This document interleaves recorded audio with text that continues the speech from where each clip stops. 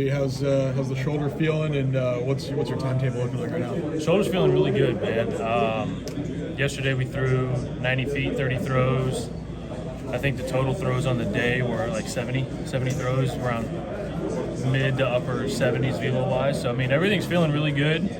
We got one more day at 90 feet, and then I'll jump to 105. So, but other than that, hopefully the timetable, and I mean, you can't say, okay, hey, I'll be back now, right? Because you could go ahead of schedule, you could have a little setback, but hopefully right now I'm shooting for after All-Star break. That would put me around like that 12 and a half months, somewhere in there. How excited are you to get back to spring training? Oh, I'm pumped. I mean, it's always good to get back with the guys, right? Especially for me, right? After surgery, I was sent home mid-July, beginning of August, somewhere in there.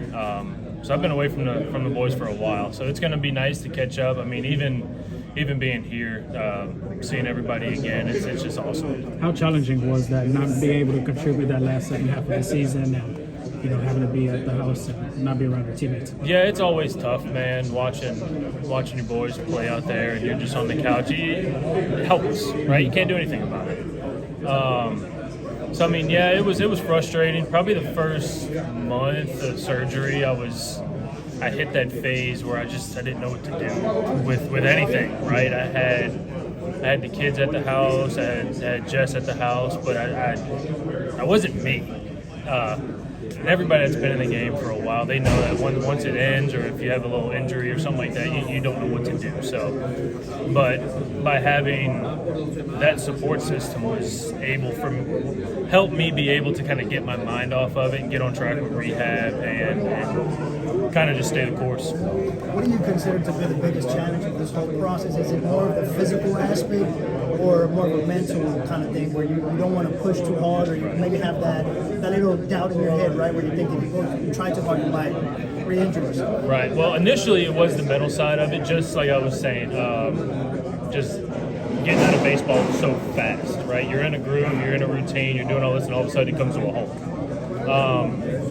Honestly, right now, the challenge for me is toning it back, because it's been feeling good the whole way. Like, every time we needed to hit, like, a mark, say, okay, we need to hit 115 degrees of layback by the end of the week. At the beginning of the week, I was already there. So the biggest challenge for me right now is toning it back and not pushing too much, because like you were saying, if you push too much, then you could just be taking yourself back a month or two. So,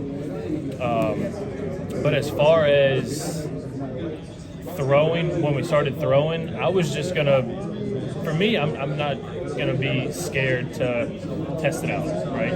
New shoulder, so day one we started throwing, like, all right, let's see what this thing feels like. I'm not gonna go ahead and baby it, so everything's been really good.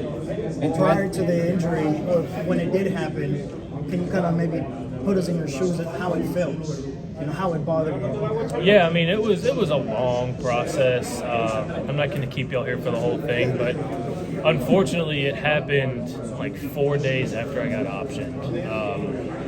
Was I throwing on it already injured? Possibly, but when you got the adrenaline and all that going on up here, and you're trying to keep your place up here, you don't worry about that, right? I mean, I'm up here trying to fight for a spot. But again, unfortunately, it happened when I was in AAA. I knew something wasn't right. We thought it was the prior injury in spring training.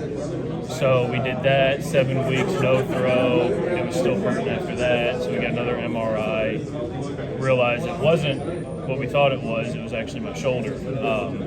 So it was a little frustrating, but at the end of the day, it is what it is. Could it have been caught sooner? Yeah, but I mean, I'm right where I need to be. How long will it take you to get used to calling this place Daikin Park? Well, trust me, I was thinking about that over here. If somebody asked me, I was going to say, am I allowed to still call it Minute Maid? It's gonna take me a while, because I mean, I've gone to these games. Being from New Orleans, I've gone to these games since I was 7, 8, 9 years old. So I've always known it as Minute Maid. So it's going to take a while. the fans always call it the juice box. Right. Within the players in the clubhouse, did you guys ever refer to it that way as well? And have you guys maybe discussed a different name or a different nickname? No, I've always heard it. Yeah, either Minute Maid or Juice Box. That's what we always called it. I've heard names floating around like the Ice Box and stuff like that. It was kind of funny play on words, but no, from ever since I've known it as Minute Maid, and as I started going up through the minors, that's when I started heard it being called the Juice Box. You seen the new the Daikin mascot? I have not. There we go. It's a water droplet. Pulling this up.